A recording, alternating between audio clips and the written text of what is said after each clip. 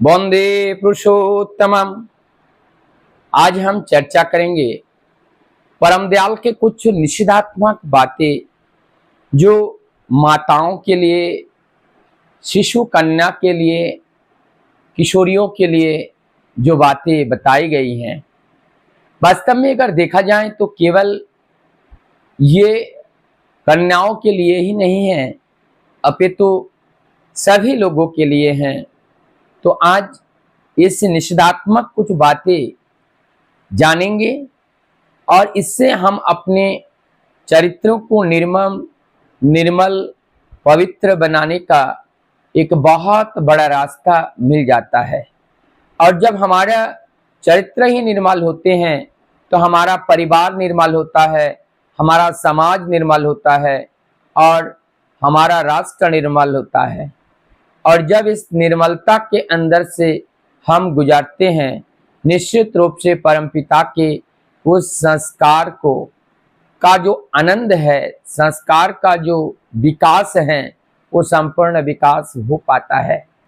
ठाकुर जी ने एक नारी के लिए नारी नीति में एक वाणी में उन्होंने बताए हैं कि जब उम्र 9 वर्ष से ऊपर हो तो किसी भी पर पुरुष को स्पर्श नहीं करना चाहिए।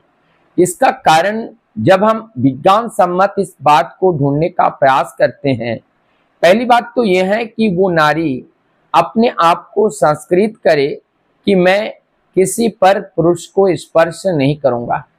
तो जब ये अभ्यास हो जाएगा और धीरे धीरे 9 वर्ष के बाद जब उनके अंदर हार्मोनल डेवलपमेंट होने लगेगा और जब पूरे प्यूबर्टी पीरियड उनके अंदर आएगी और मैच्योरेशन जो एक मैच्योरिटी आएगी और तब जा करके उनके अंदर जो एक आर्ज है, वो आर्ज का जब डेवलपमेंट होगा और उस समय अपने आप को किस तरह से नियंत्रित करेंगे, उस नियंत्रित करने के लिए इस गुण रहस्य को शायद परम दयाल ने हम लोगों को पहले से सचेत कराया गया है। दूसरी पक्ष में ये है कि यदि हम किसी को स्पर्श करके या उनको छू के या उनको निकट जा करके जब हम उनसे बातें करते हैं, उनसे चर्चा करते हैं और फ्रैंकली हम उनको टच करते हैं, तब उन हमारे सामने वाले व्यक्ति को भी हमें टच करने के लिए उन्हें सोचना नहीं पड़ता है। उन्हें टच करने का एक सहज रास्ता हम उनको दे देते हैं। तो मुझे लगता है शायद इस बात को ध्यान में रखते हुए कि कोई हमें स्पर्श ही ना करे, ना हम किसी को जब स्पर्श नहीं करेंगे तो दूसरा हमें स्पर्श करने का वो साहस उनके अंदर नहीं होगा। तो ये जो एक छोटी सी बात है कि 9 वर्ष से ऊपर कोई किसी पर पुरुष या किसी को स्पर्श नहीं करना है, ये जितना एक लड़की के लिए ये मान्य है, उतना ही एक लड़का को भी इसी बात को पालन करना चाहिए, क्योंकि इस पालन के माध्यम से हमारी जीवन, हमारी चरित्र को सुंदर बनाने का एक बहुत बड़ा रास्ता मिलता है। दूसरी बात है कि बच्चा को हम बाहर भेजते हैं किन किन के साथ, तो ये के जो लड़की हैं किन के साथ हम भेज सकते हैं। परम दयाल ने इस बात को स्पष्ट रूप से बताए हैं कि बच्चे को बाहर या किसी के कहीं पे भेजना है तो भेजने के लिए वो अपने पति के पास साथ जा सकते हैं, अपने माता पिता के साथ जा सकते हैं, अपने सगे भाई के साथ जा सकते हैं। लेकिन यहाँ पे दूसरी बात के लिए यदि उनको रात्रि उपवास करना, मतलब रात्रिवास करना पड़े, रात में रुकना पड़े, तो वो वहां पे केवल 2 ऑप्शन दिए हैं। वो ऑप्शन है, एक ऑप्शन है वो अपने पति के साथ वहां रात्रि वास कर सकते हैं या अपने माता पिता के साथ वहां रात्रि में वहां वास कर सकते हैं। यदि पिता के साथ भी माना किया, भाई के साथ में भी माना किया, जब पिता और भाई के साथ निषेध है तो दूसरे के साथ तो कल्पना करना ही किया ही नहीं जा सकता है। तो ये जो छोटी छोटी विचार हैं, छोटी छोटी भाव हैं, हम ठाकुर जी को मानते हैं, ठाकुर जी को प्यार करते हैं। ठाकुर जी का प्यार करने का अर्थ ही क्या है?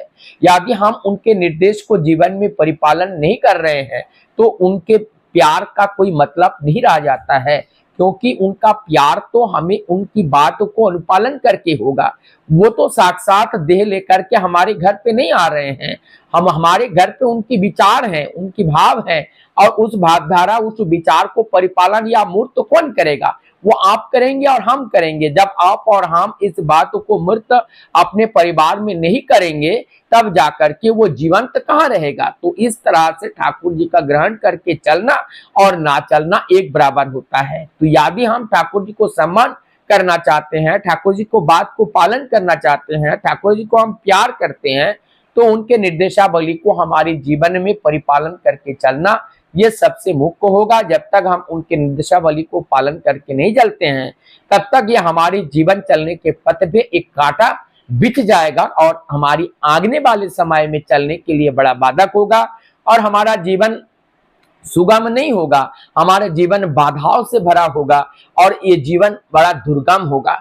और ऐसे दुर्गम जीवन को सुगम करने के लिए जरूरत है उनके निर्देश जहां जहां पर जिस तरह से बताए गए हैं उस निर्देश के बारे में और विचार विश्लेषण ना करते हुए उनको मूर्त करने के लिए, अपने को समर्पित भाव से उसको मूर्त करने के लिए हम सबको लगना पड़ेगा।